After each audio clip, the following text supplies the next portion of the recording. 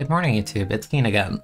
Today I kind of wanted to make a video to talk about a glitch that's no longer in Splatoon 3, but it was one that would radically change the game the longer it would have stayed. I'm surprised how quickly they patched it out, but I figured for the sake of history, I think it would be good to kind of take a bit to make a video and sort of talk about it, what it was, how it would have been used, applications, all that sort of thing. Because this glitch has been patched out for almost a week now. And, you know, I learned how to do it in one night in maybe like 10, 15 minutes, and I was already applying it the next day. And the very same day that I was applying it and getting some clips, and I actually posted a couple on my Twitter account before it got removed in a patch. They fixed it, so it's not there anymore, but I figured it was really interesting, so I wanted to kind of make a video dedicated to it to sort of stand as like a bit of a history lesson on S3, because I think as more time goes on, people are going to forget this was even a thing, because it's that kind of the thing you see in your timeline, you go, that's kind of neat, but you don't really think about the application necessarily. So to start, before I get into it, you know, I want to ask you to subscribe if you haven't already, because I want to make more videos like this where I sort of just talk about the game. And I kind of want to just expand my audience, that kind of thing. Like, the more well-received these videos kind of get, then the more motivated I am to make them. So to start from step one, what am I talking about? You can see in this video, if we translate it, basically, what the idea of this is if you performed a squid surge on a wall, you could sort of convert all of the momentum that would normally go into you swimming up the wall, and you could sort of change that.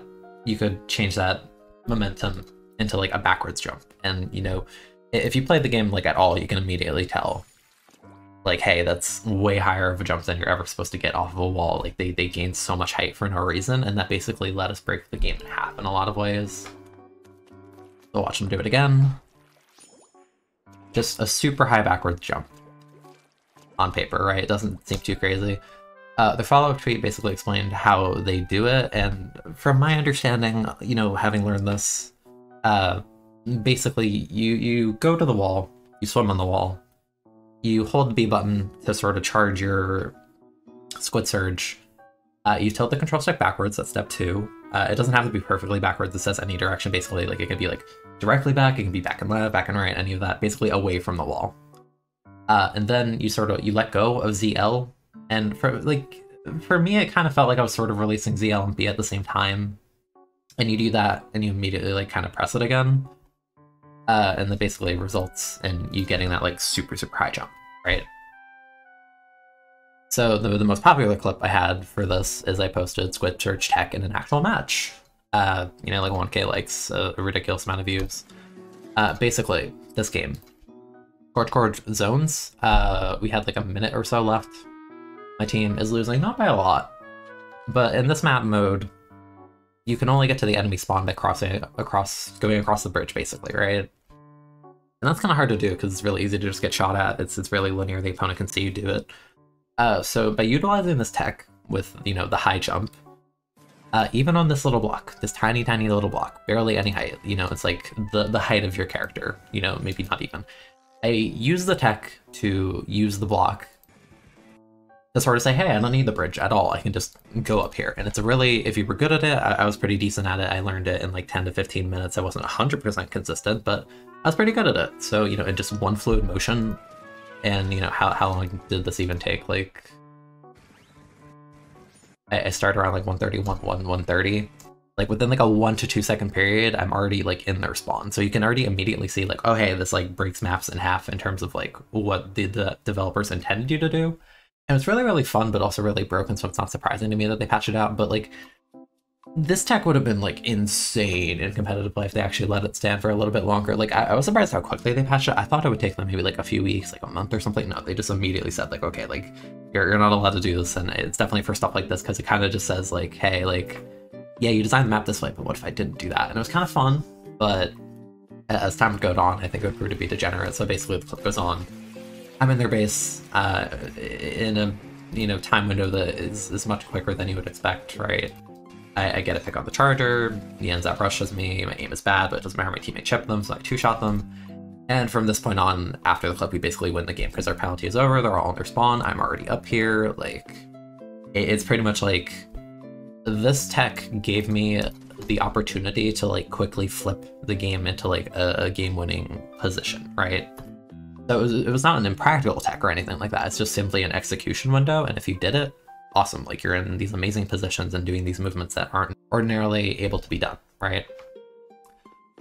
So if we go to the patch history for Splatoon 3, version 1.1.1 is one that patched it out on September 15th. I learned how to do the glitch on the night of the 14th, so basically I had like a 24-hour window, maybe a little bit less actually, to sort of, you know, sink my teeth into this glitch before they took it out. And I kind of did pretty thoroughly, I feel. So what I'll do now is I will transition from that onto switch clips, because I actually have a decent amount of them. Some of them like kind of more like a theoretical, some of them like practical application in the match. I have a few that I picked up here that I liked quite a bit. This is on Undertow Spillway. This applies on I'd say most modes on the map. Normally the way this map is laid out, this little back area on the left here, you have to go around and this is sort of your snipe on this like glass area, but with this technique you could sort of line yourself up with the pillow in this mode and sort of just launch yourself straight up there and get on top of their snipe. So again, if you're fluid with it and good with it and get it first try like I did on the Scorch Gorge game, then, you know, like this is it was really practical. Like you could just simply, you know, get up here like instantly. Like this is like a 7-second clip and like it's like a 1 to 2 second window of me just like whoop, go up. So that's huge. That's a big one. This is me learning it for the first time on Scorch Gorge. Again, once you know how to do it, it's basically sort of like, it felt like a special input in like a fighting game. Like once you know how to do it, you know how to do it. Like it's just merely the execution, and like you could just simply break maps really hard.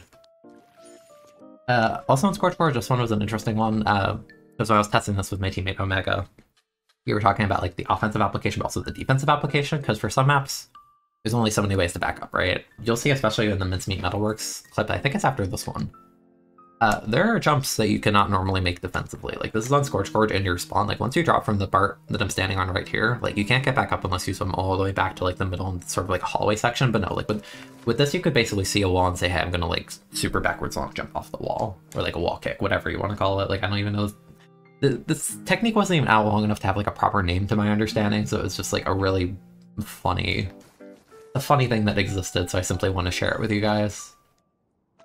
But yeah, that's like defensive application of it. This is Mincemeat Metalworks TC. This one's notable. In tower control on this map specifically, they took away the gratings. There would be a grating above where my Octo is right now that you can walk across. In TC, they took those out. So basically, you can't like push into the enemy spawn across their grating so easily, and you can't back up so easily. Like once you drop into the section of the map, you just can't go back unless you did, you know, this technique. You could basically do it both ways. You could defensively use it, or you could offensively get into the enemy spawn. Oh, I like this one. This one's good.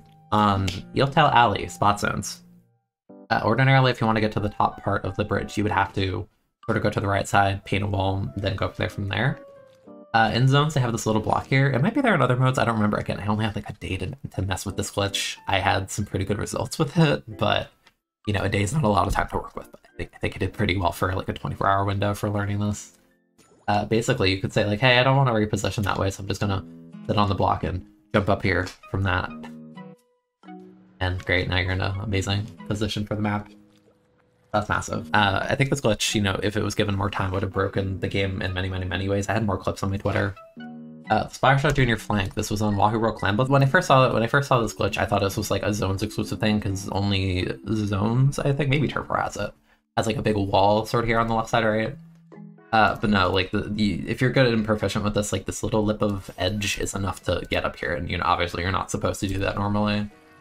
So in Clan Blitz, I kind of just said like, hey, I'm gonna go over here, and then I, you know, flank this guy. They're probably like, how the heck did you get up there? Because ordinarily it would be the thing where I have to like swim all the way to the left and then go up, but like no. I think I had another clip somewhere in my Switch. It's like the same idea, but I did it with the power clam, and I basically flanked that way. And like, yeah, especially in modes like Clan Blitz, like you can kind of just like break maps apart in half and like do all these movements and like things that are not intended. So it makes sense that they patched it out. I get it. But I think it's sort of like, it's important to sort of document your history when a game gets patched as frequently as something like Splatoon, because then, you know, people won't necessarily remember all these things. And it's sort of fun to remember the early game jankiness. You know, there's things in the game right now that'll definitely get patched out. Like this patch also remove the mud map glitch, for example, like the invisible shooting weapon glitch. I had a video on that where I had that glitch in Salmon Run if you want to check that out. But yeah, that's pretty much what I wanted to talk about. I hope you found this video interesting. Obviously, you can't do this tech anymore if you manage to get a copy of Splatoon 3 that's on version 1.0.0 or 1.1.0 before they patch this out. You can do it, and you can try and replicate it by referring to like this tweet. Yeah, I hope you enjoyed the video. If you did, again, I would implore you to like and subscribe. It would be greatly appreciated and encourages me to make more videos like this, like sharing neat little facts like this with you. I'll see you guys next time. I hope you have a great one.